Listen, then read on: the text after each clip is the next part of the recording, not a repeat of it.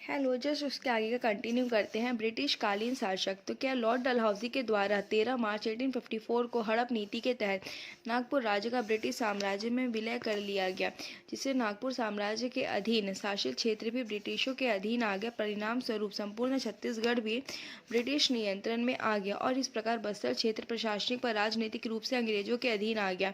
भैरम देव 1853 से 1891 भोपाल देव का पुत्र था, जो 13 वर्ष की अवस्था में राज सिंहासन पर बैठा। इसके शासनकाल में अंग्रेज अधिकारी चार्ल्स इलियट का 1856 में बस्तर आगमन हुआ। इनके शासनकाल में 3 प्रमुख जनजातीय विद्रोह हुए। लिंगागिरी विद्रोह 1856 से कोई विद्रोह 1859, मुड़िया विद्रोह 1876, विशेष 1854 में बस्तर ब्रिटिश भारत का एक मांडलिक राज्य बना। छत्तीसगढ़ संभाग का एक deputy commissioner major Charles Elliot प्रथम यूरोपीय था जो 1856 में बस्तर आया था। फिर 1886 में बस्तर में ब्रिटिश अधिकारियों को ही दीवान नियुक्त किए जाने का निर्णय लिया गया। अब देखेंगे यहाँ पर बस्तर की रानी जुगराज कुंवर का विद्रोह 1878 से 1882। बस्तर के काकतीय वंशीय राजा भैरम देव 1853 से 1891 की पत्नी जुगराज कुंवर थी, जिन्होंने 1878-1882 तक अपने पति और ब्रिटिश सरकार के विरुद्ध एक अनूठा विद्रोह किया, जिसे बस्तर की सरकारी अभिलेखों में रानी चोरिस अर्थात रानी का कोप कहा जाता है। रानी इस संघर्ष में विजयी हुई। रानी के इस विरोध का मूल कारण यह था कि ब्रिटिश शासक फ्रेजर के कहने पर काकतीय राजा भैरम देव ने एक मुस्लिम महिला नावाबाई से विवाह किया था, किंतु राजा की पहले से ही 2 पत्नियां थीं, जुगराज कुंवर देवी और सुवर्ण कुंवर देवी। तीसरा विवाह उस युग की प्रचलित परंपरा के खिलाफ एक विधर्मिणी से रचाया गया था, जिसका तीखे तेवर के विरोध जुगराज कुंवर देवी ने किया था। इस विद्रोह में बस्तर की महिलाएं राजा भैरम देव के खिलाफ सड़कों पर उतर आई थी तथा उनका नारा भैरम देव तो या तो नवाबाई को छोड़े अथवा बस्तर की राजगद्दी को छोड़ दे। अंततः इस नारी शक्ति के समक्ष ब्रिटिश शासन को झुकना पड़ा और रानी का यह संघर्ष सफल रहा। छत्तीसगढ़ का जनजातीय इतिहास। हीरालाल शुक्ल। छत्तीसगढ़ की रियासतें शील।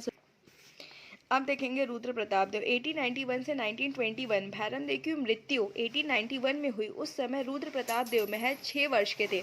इस कारण 1891 से 1908 तक बस्तर का शासन अंग्रेज प्रशासकों को ही अधिकार में था। अंग्रेज प्रशासकों के अधीन बस्तर क्षेत्र के सत्ता संचालन का मुख्य कारण रुद्र प्रताप देव का अलग वयस्क होना था। रुद्र प्रताप देव की दीक्षा रायपुर के राजकुमार कॉलेज में हुई। भैरम देव की मृत्यु के समय दीवान आलमचंद्र थे। भैरम देव की मृत्यु के समय दीवान आलमचंद्र थे। तत्पश्चात रामचंद्र राव मिश्र को दीवान बनाया गया। 1896 में फैगन व गेयर नामक 2 यूरोपीय अधिकारी प्रशासन के पद पर कार्य कर रहे थे। फैगन व गेयर ने बस्तर रियासत में अनिवार्य शिक्षा लागू कर दी थी। 1908 में रुद्र प्रताप देव ने बस्तर के शासन को प्रत्यक्ष रूप से संचालित करने हेतु अपने हाथों में लिया और उसी समय इनकी आयु 23 वर्ष की थी। उपाधि सेंट ऑफ जेरूसलम ब्रिटिश साम्राज्य के द्वारा दी गई थी, क्योंकि यूरोपीय महायुद्ध में रुद्र प्रताप देव ने ब्रिटिश की सहायता की थी। इन्होंने जगदलपुर को चौराहों का नगर के रूप में विकसित किया था। इनके शासनकाल में गुंडाधुर के नेतृत्व में 1910 में बस्तर का प्रसिद्ध भूमकाल विद्रोह हुआ। इनके शासनकाल में दीवान बैजनाथ पंडा ने वनों को आरक्षित कर दिया था।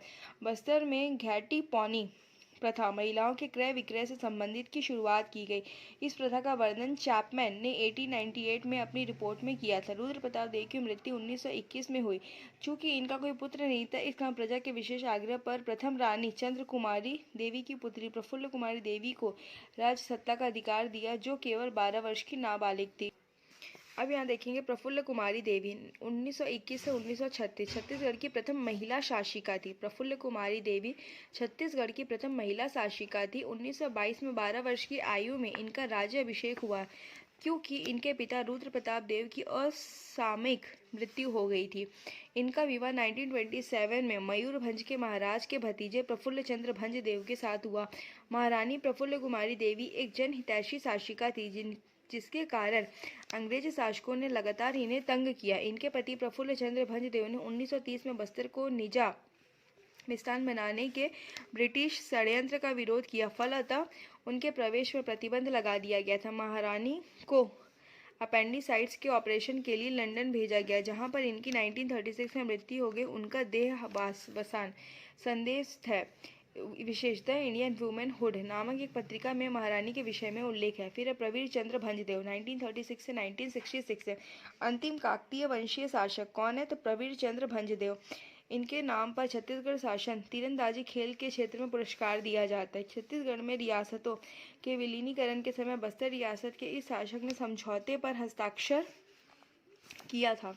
25 मार्च 1966 को जगदलपुर राजमहल में पुलिस द्वारा गोली चलाने के प्रवीर चंद्र भंजदेव समेत अनेक आदिवासियों की मृत्यु की गई। फिर विशेष यह भंज वंश के थे, किंतु इन्होंने अपने ग्रंथ लोहांडी गुड़ा तरंगिनी में स्वयं को काकतीय कहा है। छत्तीसगढ़ के इतिहास में निम्नलिखित घटनाओं पर विचार कीजिए।